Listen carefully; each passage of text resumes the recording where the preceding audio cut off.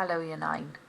So far in this part of the unit we've had a look at the parts of the male and female reproductive systems, and we've discussed the changes that occur during puberty, that occur just in girls, just in boys, and changes that will occur in both. What we're going to be concentrating on today is the menstrual cycle. So when a girl goes through puberty, one of the changes that occurs is that she will begin to have periods. That is the female body's way of preparing to be able to reproduce. A woman's reproductive system will be working on an average 28-day cycle. Now this cycle may be shorter in some women and longer in others, but on average the cycle is going to last around 28 days, and it's known as the menstrual cycle. So the menstrual cycle actually involves a number of stages. So today's lesson is going to be learning about the stages of the menstrual cycle, but also looking at how those stages and the timing of the menstrual cycle is controlled by different hormones that are released within the body. I'm going to start by giving you just a brief outline of what is involved in the stages of the menstrual cycle. So the first stage of the menstrual cycle, between about days 1 to 7, would be when the woman is having her period. So the menstrual cycle starts with the first day of the woman's period. So during that time, the lining of the uterus, or the endometrium, that has built up, if no egg has been fertilized and implanted into that lining, then the lining comes away and exits through the vagina as blood. So that would be the first stage of this cycle. Once the lining has finished breaking down, it would then start to build back up again. So this would be in preparation for if fertilization does happen in this cycle. Around this time as well, the egg that will be released will start to mature in one of the ovaries. Later on we'll have a look at how that is controlled by different hormones.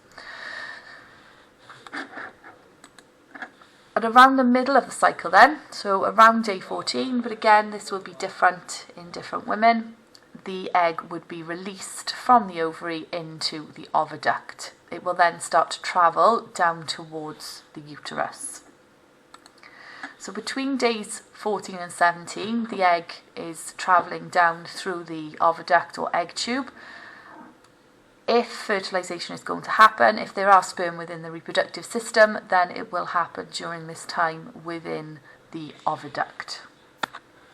The lining of the uterus then for the remainder of the cycle will stay nice and thick in case fertilization has occurred and the egg needs to implant into the lining. By the time we get to around day 28 then, if the egg has not been fertilised, the lining of the uterus then will break down and the cycle will start again from day 1.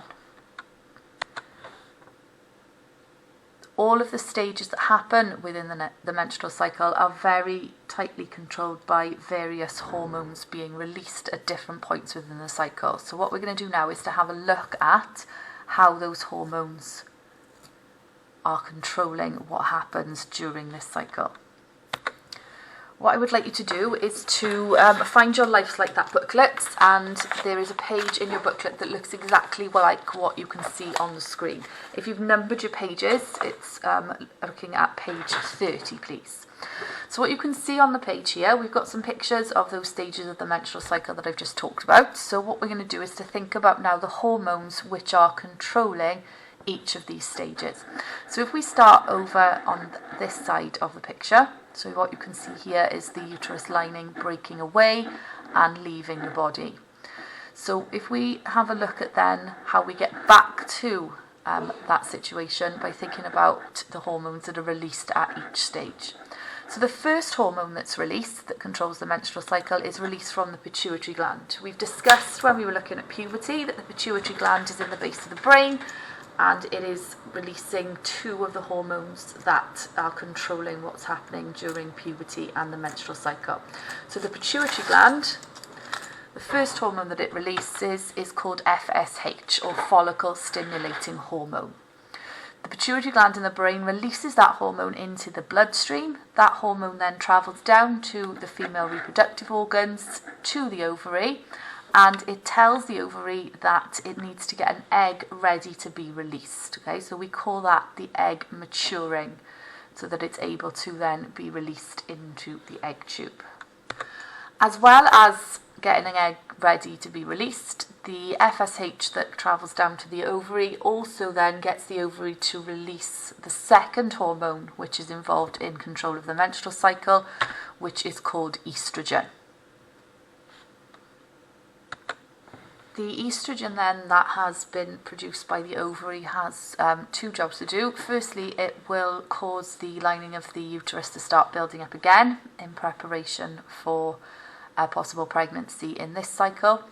It will also then travel in the blood again back up to the pituitary gland in the brain and get the pituitary gland to start releasing the third hormone which is involved in the menstrual cycle, which is called LH. So LH, or luteinizing hormone, is the third hormone that we have involved in the menstrual cycle. What the LH does is again travel in the bloodstream back down to the ovary, and it causes then the egg to actually be released from the ovary. The LH will also then cause the release of the fourth hormone which is involved in the menstrual cycle, which is called progesterone, from the ovary. The progesterone then will make sure that the lining of the uterus stays nice and thick for the rest of the cycle in preparation for a fertilised egg to implant into it. If you can now turn to the next page in your booklet, what you can see here is some graphs showing you the concentrations of the different hormones during the course of the menstrual cycle. So if we look at the top graph first, you can see that we've got the blue line showing FSH and the red line showing LH. You can clearly see LH peaking at the middle of the cycle around the same time as the egg is released. The second graph then is showing you the levels of estrogen as you go through the cycle. So estrogen, as we said earlier, is released when FSH stimulates the ovary. Estrogen then will go back up to the pituitary gland, tell the pituitary gland to produce LH, but I didn't mention earlier, it will also tell the pituitary gland to stop making FSH. Okay, we call that inhibiting. So estrogen levels you can see here on the second graph. The next picture, which you can see down here, this is actually showing you what the womb lining will look like. So the lining of the uterus as you go through the cycle. You can see days 0 to 5, the lining is reducing as the lining is being shed, and then you can see it starting to re-thicken and stay nice and thick until we get to the end of the cycle at 28 days. Down at the bottom, we've just got a little bit of information about what is happening at each stage of the cycle. So days 0 to 5, the old egg is leaving the body and the lining is being shed. The new egg then will be starting to mature in the ovary. The egg is released then around about day 14, but again this can vary for different women. So it could be between sort of 12 and 16 days potentially. So that new egg then will travel down towards the womb between potentially days 15 to 23, and then it will be in the womb at the end of the cycle. I would now like you to pause the video and follow the instructions that you can see on the screen and in your book. So use a red pen to trace over the line showing how the level of LH changes during the menstrual cycle.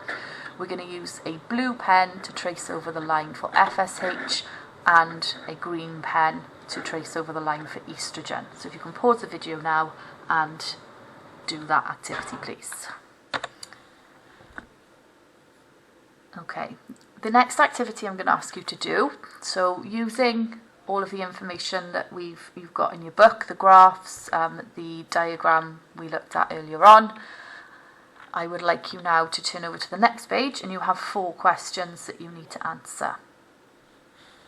Again, if you could pause the video and then answer the questions. Okay, hopefully you've been able to have a go at answering those questions. So we're just going to have a look at what answers you should have. So if you can fill in anything you're missing into your booklet. So number 1, what is the function of FSH in the menstrual cycle? It causes eggs to mature in the ovary and stimulates the ovary to release the hormone estrogen. Second question, what evidence is there from the graphical data that LH stimulates the release of an egg? So if you look at your graphs, you should be able to see that the LH peaks just before the egg is released. Okay, so that is providing evidence that it is LH that is stimulating the release of the egg. Question 3, what is the function of estrogen in the menstrual cycle? So estrogen causes the pituitary gland to be stimulated to release LH and inhibits further production of FSH. That ensures that only one egg is going to mature at a time in most cycles. And finally, question 4, what is the function of progesterone in the menstrual cycle? Progesterone thickens the lining of the womb and maintains its thickness ready to receive a fertilized egg.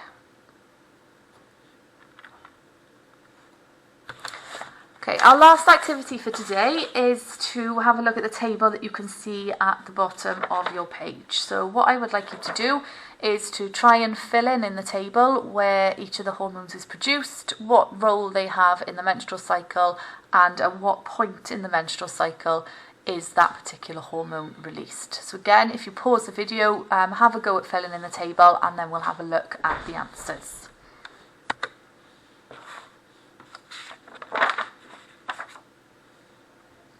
Okay, so hopefully you've been able to fill in this table with the information we've had a look at so far today.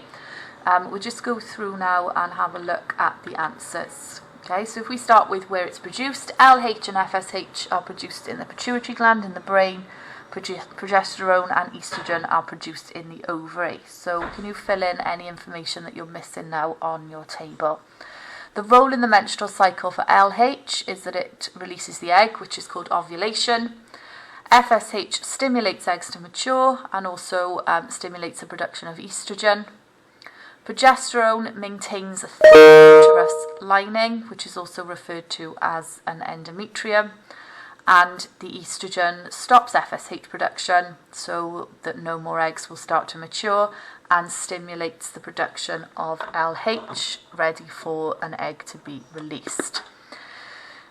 LH, when is it released? Just before the middle of the cycle. FSH is released at the start of the cycle, between days 1 and 13.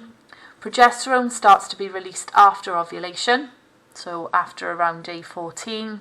And then the estrogen is released just after FSH increases, and then goes down after ovulation. So if you just make sure you've got all that information in your table, please.